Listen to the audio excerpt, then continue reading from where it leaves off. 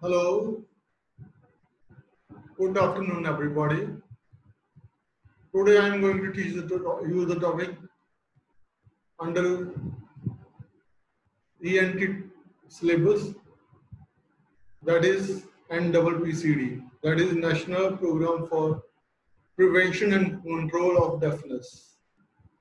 So this topic is well mentioned in your syllabus, and last year question came on it. So it is an important topic. So listen carefully. Another thing which I want to say is that this topic is not present in my book of present edition, which most of the students have with them. And this topic will also help the students of 2015 batch who have to undergo exams very shortly. So this topic will be helpful to students of batch 2015 as well as for batch 2016. Moreover, this topic is a topic of general information and knowledge. Like many programs, a person should know about this program too, like NPCD, that is National Program for Control of Blindness, then this trachoma program control, then about having knowledge of about coronavirus control, and many other programs are present, which are launched by WHO or independently by some countries with the help of some private industries or in collaboration with uh, companies. So, NPPCD, that is National Program for Control of Prevention and Control of Deafness, is an important topic. So let's start this topic.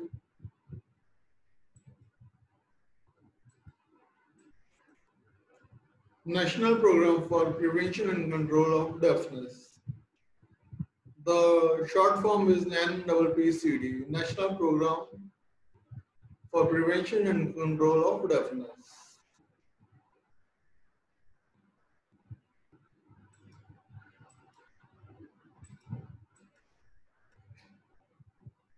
It is presented by myself, Dr. Rajveer Singh, Associate Professor and HOD, Department of Shalake Tantra, Dr. Sarvapalli Radhakrishnan, Rajasthan Ayurveda University, Jaipur.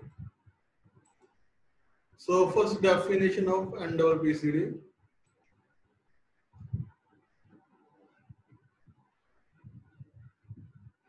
In this definition, first we will discuss the definition of deafness. Deafness is defined as the inability to use hearing as a primary channel for receiving speech, even with amplification. Hearing loss is hearing impairment of various degrees. तो इसका अर्थ ये है कि सुनने की असक्षमता किसी भी आवाज को, चाहे आवाज को बढ़ा भी दिया जाए, और इसकी हियरिंग इम्पेयरमेंट की डिफरेंट डिग्रीज होती हैं, वेरियस डिग्रीज होती हैं. According to WHO definition of deafness it is defined as complete loss of the ability to hear from one or both ears. This is a profound hearing impairment. 81 decibel, that is the unit of loudness, or greater hearing threshold, average at frequencies of 0.5124 kilohertz. तो अगर एक year या दोनों years में सुनने की capacity या ability जो खत्म हो जाए, उसको प्रोफाउंड हियरिंग इम्पेयरमेंट कहते हैं, और उसमें 81 डेसिबल या उससे ग्रेटर हियरिंग थ्रेशोल्ड ऐसा पाया जाता है, जो कि एवरेज फ्रीक्वेंसी 0.51 और 1204 किलोहर्ट्ज पे होता है. तो ये WHO के अकॉर्डिंगली डेफनेस की डेफिनेशन है. So considering the burden of the problem and the burden of disability due to decreased hearing, or deafness, there was pressing need for developing this program. तो hearing और deafness की problem की disability के कारण इस programme को develop करने की आवश्यकता हुई। तो इसमें जो प्रोग्राम में पॉइंट्स सम्मिलित हैं वो इस प्रकार से: guidelines for diagnosis and treatment of patients with year diseases, reducing the burden of preventable hearing loss in the country, to help physicians, general practitioners, or pediatricians at the primary and secondary level to diagnose common ear conditions and their proper management. तो diagnosis और treatment of patient जिनको ear diseases है उसका इसमें सम्मिलन किया गया है, उसको सम्मिलित किया गया है। प्रिवेंटेबल हियरिंग लॉस जिसको हम प्रिवेंट कैसे कर सकते हैं, वो प्रोग्राम्स या वो बर्डन जो है, और फिजिशियन, जनरल प्रैक्टिशनर और पेडिट्रिशियन को जो प्राइमरी और सेकेंडरी लेवल पे है उनको ईडीज को डायग्नोज करना और उनकी प्रॉपर मैनेजमेंट करना। ये पॉइंट्स जो हैं वो हियरिंग या डेफनेस के डिक्रीज होने के लिए जो है वो डेवलप करने के लिए प्रयास किए जा रहे हैं, उनको डेवलप किया जा रहा है। Then the need for development of the program. Hearing is the most common sensory problem in humans today. वैसे तो ऐसा कहा जाता है कि जो पर्सन ब्लाइंड है वो सबसे ज्यादा जो है मुसीबतों का सामना करता है, परंतु अगर ध्यान से सोचा और देखा जाए तो जिस पर्सन को सुनता नहीं है उसको सेंसरी प्रॉब्लम्स से रिलेटेड जो प्रॉब्लम्स हैं वो जो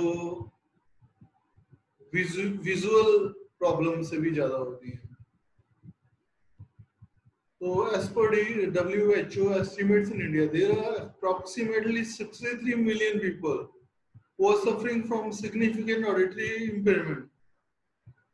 तो इंडिया में 63 मिलियन पीपल हैं जो कि hearing impairment से सफर करते हैं। This places the estimated prevalence of 6.3% in Indian population, जो कि इंडियन पॉपुलेशन का 6.3% है। तो इससे हम अंदाजा लगा सकते हैं कि ये प्रॉब्लम कितनी सीवियर है हमारी कंट्री में। तो NPPCD प्रोग्राम का जो ऑब्जेक्टिव्स हैं वो इस प्रकार से हैं: to prevent avoidable hearing loss as result of disease और इंजरी, ऐसी अवस्था जो किसी रोग या चोट के कारण उत्पन्न हो और उससे जो हमारे हियरिंग, हमारे सुनने की शक्ति को रोका जा सके। दूसरा इसमें early identification, diagnosis and treatment of year problem responsible hearing loss and deafness. तो जल्दी से जल्दी रिकॉग्नाइज करना, डायग्नोज करना और ट्रीटमेंट करना उन ईयर प्रॉब्लम्स की जो कि हियरिंग लॉस और डेफनेस को कॉज करती है। Third objective of the program is to medically rehabilitated persons of all groups suffering with deafness. तो मेडिकली रिहेबिलिटेट करना, चाहे वो कोई किसी भी एज ग्रुप का पर्सन हो, कोई बच्चा हो, कोई मिडिल एज का बच्चा व्यक्ति हो या जो ओल्ड एज का व्यक्ति हो। Then to develop institutional capacity for care services by providing support for equipment, material and training personnel. तो इंस्टीट्यूशनल कैपेसिटी पे भी एयर केयर सर्विसेज प्रोवाइड करना जिसमें इक्विपमेंट, मटेरियल और ट्रेनिंग पर्सनल को इन्वॉल्व किया जाता है। तो इसका जो मेन लॉन्ग टर्म ऑब्जेक्टिव है वो है to prevent and control major causes of hearing impairment and deafness so as to reduce the total disease burden by 25% of the existing burden by the end of next 5-year plan. तो 25% existing burden को कम करना इस plan जो है, जो programme है, इसका major goal या लक्ष्य कह सकते हैं वो है। तो कंपोनेंट्स ऑफ द प्रोग्राम के लिए क्या क्या हमें कंपोनेंट्स की आवश्यकता हुआ है? Man power training and development, capacity building, service provision, awareness of generation through IEC, that is information education communication, or BCC, also known as SBCC, that is social and behavior change communication. Activities wise provision, तो generation को IEC या SBCC के द्वारा aware करवाना और उनको इसके programme के बारे में समझाना, उनकी एक्टिविटीज में क्या चेंजेस आने चाहिए, उनको कैसे एजुकेशन देनी चाहिए, वो सब इसमें जो सम्मिलित होता है। Then manpower training and development, इसमें है to provide training from medical college level specialist to grass root level workers for prevention, early identification and management of hearing impaired and deafness cases. तो medical college level से लेकर जो root level workers हैं उनको prevention, early identification और management hearing impaired के बारे में बताना और ट्रेनिंग देना। Then capacity building for the district hospital, community health centers and primary health center in respect of ENT audiology infrastructure. तो district hospital, community health centre और primary health centre में हर जगह ENT या ऑडियोलॉजी इंफ्रास्ट्रक्चर को स्थापित करना। Then service provision, जिसमें आता है early detection and management of hearing and speech impaired cases and rehabilitation at different levels of health care delivery system.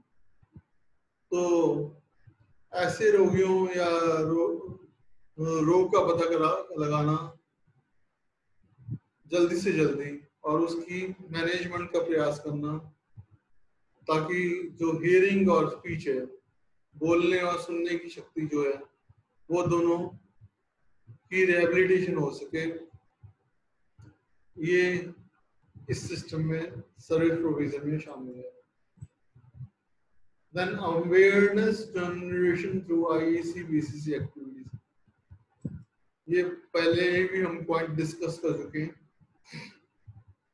For early identification of hearing impaired, especially children, so the timely management of such cases is possible and to remove the stigma attached to it. तो early जो identification है वो बहुत necessary है, और बच्चों में तो ये स्पेशली बहुत जरूरी है, क्योंकि अगर एक बार बच्चा इस प्रॉब्लम से ग्रस्त हो जाए तो फिर उससे सोशल स्टिग्मा भी जो जुड़ जाता है। Strategies,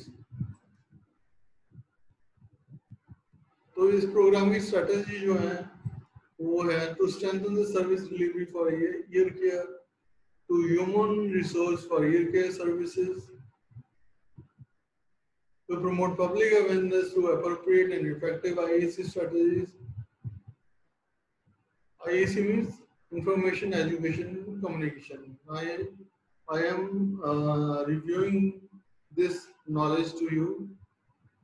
I am repeating this for your remembrance. and effective IEC strategies with special emphasis on prevention of deafness. Then to develop institutional capacity of the existing hospitals, community health centers and primary health centers selected in the program. तो इसमें strategy जो है तो air care service की delivery को strength करना, human resources को develop करना, पब्लिक को अवेयर करना थ्रू आईसी स्ट्रेटजीज, तो इंस्टीट्यूशनल कैपेसिटी को डिफरेंट लेवल्स पे जैसे डिस्ट्रिक्ट हॉस्पिटल्स में, कम्युनिटी हेल्थ सेंटर्स में या प्राइमरी हेल्थ सेंटर्स में जो है वो डेवलप करना। तो इस प्रोग्राम के जो एक्सपेक्टेड बेनिफिट्स हैं वो इस प्रकार से हैं।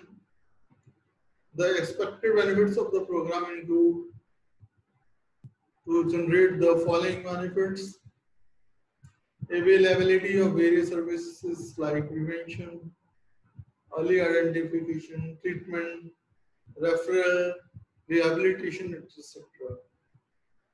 तो various service जैसे रोकथाम, आइडेंटिफाई करना, चिकित्सा करना, अगर केस मैनेज ना हो उसको रेफर करना और रिहेबिलिटेशन, ये सारे बेनिफिट्स इसके थ्रू, इस प्रोग्राम के थ्रू अवेलेबल करने की जो है वो विचार है। For hearing impairment and deafness as primary health centre, community health centre, district hospital largely scalable है। तो ऐसा विचार है कि हेल्थ सेंटर पे, कम्युनिटी हेल्थ सेंटर पे, डिस्ट्रिक्ट हॉस्पिटल पे भी ये प्रॉब्लम्स या जो नीड है वो पूरी हो सके। Then decrease in the magnitude of hearing impaired persons, तो ऐसी संख्या को कम करना जो लोग नहीं सुन पाते हैं। Third objective is decrease in severity or extent of ear morbidity of hearing impairment. तो hearing impairment को की जो severity है या उसका जो extent है उसको decrease करना। Awareness creation among the health workers, grassroots level workers through the primary health centers, medical officer and district health officer. तो awareness को create करना जो कि हेल्थ वर्कर्स से लेकर मेडिकल ऑफिसर से लेकर डिस्ट्रिक्ट हेल्थ ऑफिसर जिसमें शामिल हो। Then capacity building at the district hospital to ensure better care. तो डिस्ट्रिक्ट हॉस्पिटल्स पे कैपेसिटी को प्रोवाइड करना ताकि वहाँ पे ही बेटर केयर हो सके, किसी फर्दर रेफरल की आवश्यकता ना पड़े। तो central coordination committee that is CCC, इसके विषय में है ये क्या है, ये it is a central coordination committee will be constituted at the central level. ये सेंट्रल लेवल पर कॉन्स्टिट्यूट की जाने वाली कमेटी है जो technical inputs and facilitate implementation of the programme, जो कि टेक्निकल इनपुट्स भी देगी और प्रोग्राम के इम्प्लीमेंटेशन के लिए भी योगदान देगी। तो ये CCC सेंट्रल कोऑर्डिनेशन कमेटी के अंडर जो डिफरेंट लेवल बनाए गए हैं, फर्स्ट है सेंट्रल लेवल, इसमें सेंट्रल सेल होगा। A support to the program division in the Ministry of Health and Family Welfare will be provided by a team with necessary technical support to the state, district level functionaries in especially implementing the program. तो इसमें technical support state level पे, district level पे दिया जाएगा ताकि programme को successfully implement किया जा सके। स्टेट लेवल पे जो फंक्शंस हैं या जो क्रियाएं हैं किए जाएंगे वो हैं इस प्रकार से। इसमें स्टेट सेल स्थापित किया जाएगा जिसका वर्क होगा to strengthen of monitoring of the programme at state level. ये स्टेट लेवल कंट्रोल करेगा, मॉनिटर करेगा प्रोग्राम को। इसके फंक्शंस में जो इंक्लूडेड है वो है preparation of district plans for implementation, monitor and supervise implementation of national program for prevention and control of deafness in the state। तो ये स्टेट लेवल पे इस प्रोग्राम के इम्प्लीमेंटेशन में को मॉनिटर भी करेगा और सुपरवाइज भी करेगा। थर्ड लेवल जो है वो डिस्ट्रिक्ट लेवल पे इसके फंक्शंस रहेंगे या हैं जो planning versus planning, preparation of district micro plan based on magnitude and distribution of deaf public hearing impaired person है, resources available for ear care.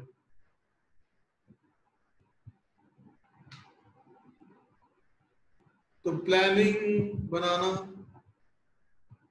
ताकि इम्पेयर्ड पर्सन और जो सोर्सेज अवेलेबल हैं उनकी किस प्रकार से डिस्ट्रीब्यूशन हो सकती है, उनका मैग्नीट्यूड क्या है। Then implementation of the program through utilization of government facilities, involvement of non-government organizations and community participation।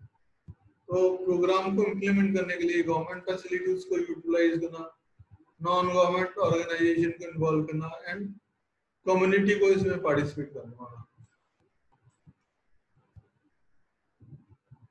Then financial material management, social mobilization and public awareness, procurement of equipment, other materials, monitoring and financial assistance for organizing camps. This will be instituted through following system। तो financial और material support provide करना, social मोबाइलाइजेशन और public awareness, equipments को procure करना और other जो materials use को procure करना, monitoring and financial assistant camps को ऑर्गेनाइज करने के लिए प्रोवाइड करना। ये पॉइंट्स को ध्यान में रखते हुए ये सिस्टम डेवलप किया जाएगा या किया गया है district level. A team with necessary technical support which will include ENT surgeon, audiologist, audiologist and speech language pathologist, audiometric assistant. Then fourth is instructor for the young hearing impaired children. The job responsibility of the instructor will be to provide training, therapy and early education for the young hearing impaired children। तो technical support provide किया जाएगा, जिसमें ENT surgeon involve होगा, audiologist, audiometric assistant और instructor जो कि young children को या हियरिंग इम्पेयर्ड चिल्ड्रन को जो है ट्रेनिंग और थेरेपी और एजुकेशन प्रोवाइड करेगा। Then service delivery and referral system, primary level that is CSC, PSC, SC, primary school teachers, health workers, panchayat. तो रेफरल सिस्टम में आएगा, इसके फंक्शंस होंगे early identification of cases of hearing impairment and their management in collaboration with NRHM, RBSK, that is राष्ट्रीय बाल स्वास्थ्य कार्यक्रम। Then primary care through activist, that is ASHA, trained birth attendants। तो ये प्राइमरी लेवल पे जो functions जो हैं वो किए जाएंगे।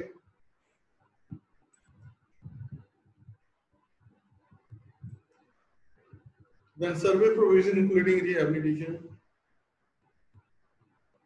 तो सर्विस का कोई प्रोविजन जिसके अंडर रिहेबिलिटेट किया जाएगा वो है, उसमें जो कंपोनेंट्स इंक्लूडेड है वो है early detection, year screening camps, treatment, that is medical and surgical, appropriate referral, rehabilitation of hearing and speech disorders and hearing aid provision, awareness creation in the community. तो जल्दी से जल्दी फाइंड करना cases को, detection करना, screening camps को organise करना, treatment को प्रोवाइड करना, चाहे वो मेडिकल हो या सर्जिकल हो, अप्रोप्रिएट रेफरल का अरेंजमेंट करना, और जो हियरिंग और स्पीच डिसऑर्डर है उनको हियरिंग एड के थ्रू रिहैबिलिटेट करना, उनको हियरिंग एड प्रोवाइड करना, and aware creation in the community को आईईसी और बीसीसी के थ्रू अवेयर करवाना, then capacity building at the PSC and CHE level, primary health center and community health center के level पे जो कैपेसिटी बिल्डिंग है उसको बिल्ड करना, then at the district level पे, स्टेट मेडिकल कॉलेज के लेवल पे तो कैपेसिटी को बिल्ड करना उत्तरोत्तर क्रम से। तो first at the PSC and CSC level पे जो कैपेसिटी डेवलपमेंट है उसको इस प्रकार से डेवलप किया जा सकता है। First, screening of year morbidity and detection of hearing loss. Specific equipment required at PSC kits exist. तो स्क्रीनिंग के लिए जो और डिटेक्शन के लिए जो नेसेसरी प्राइमरी हेल्थ सेंटर पे किट की आवश्यकता है, इक्विपमेंट्स की इस प्रकार से headlights, ear speculums, ear syringes, otoscope, Jobson horn probe, tuning forks of 256, 512, 1024 Hz, noise maker, pure tone odometer, which is only for community health.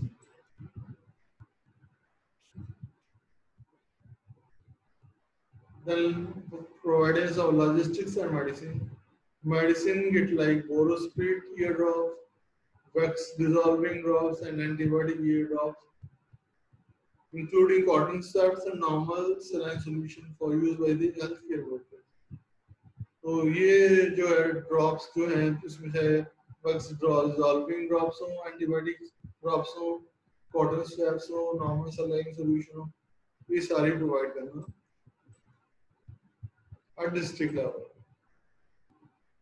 These district hospitals is to be an important center for the management of ear problems and deafness cases. तो ear problems और deafness cases से निपटने के लिए, उनको treat करने के लिए डिस्ट्रिक्ट हॉस्पिटल जो है इम्पोर्टेंट सेंटर होना चाहिए, ताकि जो health care facilities at various level हैं वो यहाँ पे प्रेजेंट हो और रेफर्ड केसेस को यहाँ ट्रीट किया जा सके। Then that is third level is of state medical college. Medical college is existing audiological and ENT setup will act as sanitary care referral and training center. Following infrastructure will be instituted to facilitate highest care at various levels. Ear surgery instruments, indigenous digital impedance audiometer, sound proof room, तो ये सारे जो है एक medical college के existing audiological और ENT setup में शामिल है, जो कि यहाँ पे 4 पॉइंट डिस्कस किए गए। Then screening camps. Guidelines for screening camps to be held in the districts. तो गाइडलाइन जो स्क्रीनिंग कैंप्स की हैं, तो उसके लिए कुछ ऑब्जेक्टिव्स हैं, वो हैं ऑब्जेक्टिव्स ऑफ द कैंप। उसमें पहले infrastructure and man power requirement for the camp. तो जो इंस्ट्रूमेंट्स, इक्विपमेंट्स ये अन्य मटेरियल चाहिए और मैन पावर जो चाहिए वो कैंप के लिए उसको ऑर्गेनाइज करना, उसकी रिक्वायरमेंट को फुलफिल करना। Then functioning of the camp. तो objects of the camp, objectives camp के क्या हैं वो इस प्रकार से हैं। Identification of all persons with ear diseases which cause hearing loss. तो सभी ऐसे पर्सन्स, उनको आइडेंटिफाई करना जिनमें ईयर डिजीजेस हैं जो कि हियरिंग लॉस को कॉज कर सकती हैं। दूसरा इसमें आता है awareness about the common causes leading to hearing impairment, report to nearest PSC, CSC district hospital for seeking medical advice। तो अवेयर करना हियरिंग इम्पेयरमेंट की कॉमन कॉजेज के बारे में और उनको पास के PSC, CSC डिस्ट्रिक्ट हॉस्पिटल पर सर्विस प्रोवाइड करने के लिए, मेडिकल सर्विस एडवाइस के लिए लेके जाना, अवेयर करवाना। Then next point is management of cases ear diseases where possible, which include refer for further management wherever required। तो आगे फर्दर मैनेजमेंट के लिए अगर उस लेवल पे मैनेजमेंट नहीं हो रही है तो पेशेंट को आगे के लेवल पे रेफर करना, for example at medical college. Then provide suitable guidance and advice to the patient and or the family member regarding prevention of hearing loss, need for surgical treatment, need for rehabilitation therapy and proper use of hearing aids। तो family members को और patient को जो hearing loss है उसके बारे में अगर सर्जरी करवाने की आवश्यकता तो उसके बारे में, अगर हियरिंग एड आदि के बारे में उसके बारे में, और उनको कैसे यूज करना है इस सब की नॉलेज जो है उनको गाइड करना, उनको एडवाइस करना भी इसका एक जो है एम रहेगा। Then infrastructure and manpower requirement for the camp। तो इंफ्रास्ट्रक्चर और मैन पावर जो कैंप के लिए चाहिए हुए है, the following person must be available, जिसमें 2 doctors, at least one of them must be an ENT surgeon, that is district level ENT doctor or from medical college in the vicinity। The other doctor may be as an ENT surgeon feasible or else may be an MBBS doctor who has undergone training in the program। तो 2 doctor इसमें से एक तो ENT specialist ही होना चाहिए जो नजदीक के medical college at the vicinity of the medical college में हो, और दूसरा डॉक्टर या तो ENT सर्जन हो जो प्रेफरेबल है। अगर अगर वो अवेलेबल नहीं है तो MBBS डॉक्टर जिसने इस प्रोग्राम की ट्रेनिंग ले रखी है, उनकी आवश्यकता 2 डॉक्टर्स की इसमें रहेगी। Then at least one and preferably 2 audiologist or audiological assistant should be there to facilitate the camp process। तो कैंप की प्रोसेस को फैसिलिटेट करने के लिए 2 ऑडियोलॉजिस्ट पर कम से कम एक या ऑडियोलॉजिकल असिस्टेंट की रिक्वायरमेंट की आवश्यकता है। तो इक्विपमेंट जिनकी आवश्यकता वो है 1 headlight, otoscope, tuning forks, 2 or more otoscope, syringe, cannula, saline etcetera for wax removal by syringing. तो वैक्स रिमूवल के लिए सिरिंजिंग, कैन्युला, प्रोब उनकी आवश्यकता पड़ेगी। हियरिंग टेस्ट के लिए ट्यूनिंग फॉक्स की, ऑटोस्कोप्स को हियरिंग एग्जामिनेशन के लिए ये सारे इक्विपमेंट्स नेसेसरी है requirement। Then functioning of the camp, the patient's reporting to the camp, audiologist is assistant first on arrival, recording of the patient details by the camp organizer on the referral slip। सबसे पहले patient जो है वो camp organiser के पास जाएगा, उसके लिए उसके वहां पर क्या उनका ऑर्गेनाइजर के द्वारा रेफरल स्लिप बनाई जाएगी, वो स्लिप डॉक्टर के पास ले जाएगा और डॉक्टर जो है वो स्लिप पर पेशेंट को उसकी जो प्रॉब्लम है उसको असेस करके सुटेबल ट्रीटमेंट गाइडेंस और रेफरेंस प्रोवाइड करेगा. The patient will then carry the slip to the doctor and the doctor will assess the patient and provide suitable treatment guidance and referral. तो ये doctor के काम रहेंगे treatment करना, guidance और referral. Wherever assessment of hearing is required, doctor can refer the patient to the audiologist, audiological assistant who will perform the informal hearing test, that is voice test of tuning form. अगर doctor को ऐसा लगे कि patient की hearing की assessment की आवश्यकता, तो पेशेंट को ऑडियोलॉजिस्ट या ऑडियोलॉजिकल असिस्टेंट के पास रेफर करेगा, जो कि इनफॉर्मल हियरिंग टेस्ट है, जैसे वॉइस टेस्ट हो गया या ट्यूनिंग फॉर टेस्ट है, उसके बाद टेस्ट करेंगे. ये इनफॉर्मल टेस्ट है. फॉर्मल टेस्ट में ऑडियोमेट्री आता है. Then diagnosis and advice on the referral slip. तो रेफरल स्लिप पे डायग्नोज और एडवाइस करना. Then compilation of the data once the camp has been completed. जब कैंप खत्म हो गया तो डाटा को कंपाइल करना pertaining to the number of persons visiting the camp. कितने पर्सन जो है वो कैंप में आए, and then necessary information sent to the district nodal officer. और उस इंफॉर्मेशन को डिस्ट्रिक्ट नोडल ऑफिसर को सेंड करना, as well as to the program assistant at the district hospital. तो साथ ही प्रोग्राम असिस्टेंट वो डिस्ट्रिक्ट हॉस्पिटल में इस इंफॉर्मेशन को, इस डाटा को सेंड करें. And guidelines for prescribing hearing aids under NPPCD. इसकी 2 guidelines हैं.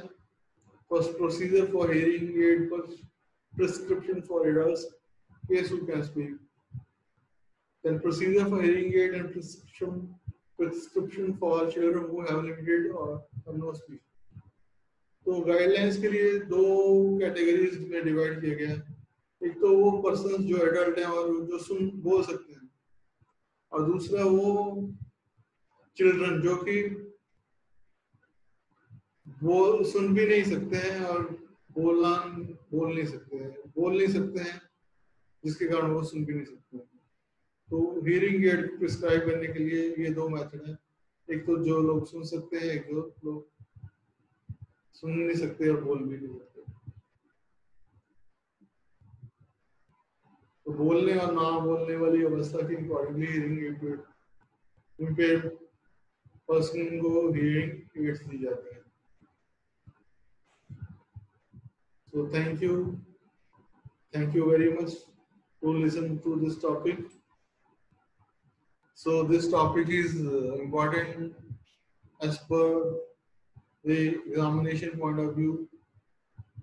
Many times this question had already included in this question papers. So go through the topic, learn it, and note down if you have any questions. I will try to help you by answering those questions. So इस topic को भी आप अच्छी तरह पढ़ लीजिए. ये मेरी पुरानी बुक में नहीं है, तो नई बुक में आने की संभावना तो है, पर आप लोगों के पास अभी पुरानी बुक है, पुराना एडिशन है. 2015 वालों की तो एग्जाम भी पास में आ गए हैं और ये एग्जाम में टॉपिक आता भी है, तो बुक में नहीं है. अगर जिनके पास मेरी बुक है उनको ये पढ़ने की आवश्यकता पड़ेगी, इसलिए कृपया इस टॉपिक को अच्छी तरह से पढ़ें. तो हैव अ नाइस डे. तो बाकी काम के साथ साथ, बाकी इंटरटेनमेंट के साथ साथ, बाकी और जो आप घर पे कार्य करते हैं उनके अलावा स्टडीज के लिए भी एटलीस्ट कुछ टाइम 2-3 घंटे जरूर निकालिए. बिकॉज वो वाले काम तो होते रहेंगे, पर जो स्टडीज के काम है वो तो आपको ही करने हैं. ठीक है. Thank you very much. Have a nice day. Be happy.